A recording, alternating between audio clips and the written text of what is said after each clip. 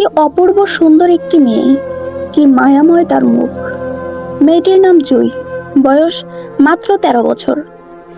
মাত্র ১১ বছর বয়সে ফেসবুকে পরিচয়ের সূত্র ধরে ২২ বছর বয়সী এক যুবকের সঙ্গে তার বিয়ে হয়। অল্প সময়ের মধ্যেই তার কোল জুড়ে আসে একটি সন্তান। সেই সন্তানের বর্তমান বয়স ৭ মাস। কয়েক মাস আগে জুইকে শ্বশুরবাড়ি থেকে বের করে দেওয়া হয় বলে তার পরিবারের পক্ষ থেকে অভিযোগ করা হয়েছে। সন্তানকে রেখে বাবার বাড়িতে ফিরে আসে সে। এরপর শুরু হয় নিজের সন্তানকে ফিরে পাওয়ার লড়াই। দীর্ঘ আইনি প্রক্রিয়ার পর শেষ পর্যন্ত আদালতের মাধ্যমে ৭ মাসের শিশুকে আবার নিজের বুকে জড়িয়ে নেওয়ার সুযোগ পায় জুই। তবে শিশুটির বাবা দাবি করেছেন, জুইকে বাড়ি থেকে বের করে দেওয়া হয়নি, সে স্বেচ্ছায় বাড়ি থেকে চলে গিয়েছিল। সবচেয়ে হৃদয় বিদারক বাস্তবতা হলো, যে মেয়েটি নিজেই এখনো শিশু, তার কোলে আরেকটি শিশু।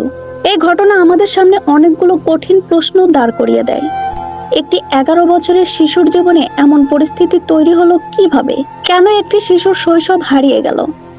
বাল্যবিবাহের মতো একটি গুরুতর অপরাধ কিভাবে ঘটলো?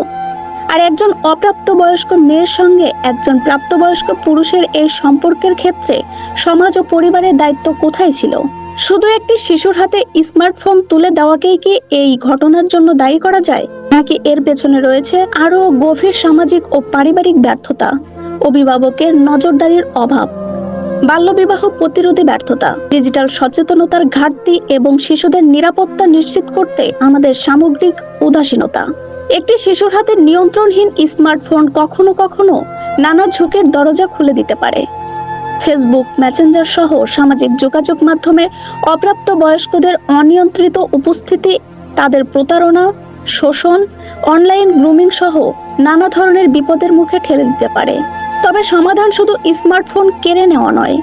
১৮ বছরের নিচের শিশুদের ডিজিটাল ডিভাইস ব্যবহারে অভিভাবকের সচেতনতার তদারকি, বয়সভিত্তিক নিরাপত্তা ব্যবস্থা, স্কুল ভিত্তিক ডিজিটাল নিরাপত্তা শিক্ষা এবং বাল্যবিবাহ প্রতিরোধে পরিবার ও রাষ্ট্রের কার্যকর ভূমিকা জরুরি। একটি শিশুর হাতে স্মার্টফোন দেওয়ার আগে যেমন আমাদের ভাবতে হবে, তেমনি তার নিরাপত্তা, মানসিক বিকাশ ও ভবিষ্যৎ নিয়েও ভাবতে হবে। কারণ শিশুরা ভুল করলে তাদের দোষ দেওয়ার আগে আমাদের নিজেদের দায়িত্বের দিকে তাকানো উচিত। জুয়ের মতো কোনো শিশুর জীবন যেন আর এভাবে শৈশব হারিয়ে না ফেলে, এটাই হোক আমাদের সবার অঙ্গীকার। প্রশ্নটা তাই শুধু স্মার্টফোন কে দিয়েছিল এতটুকুতে সীমাবদ্ধ নয়।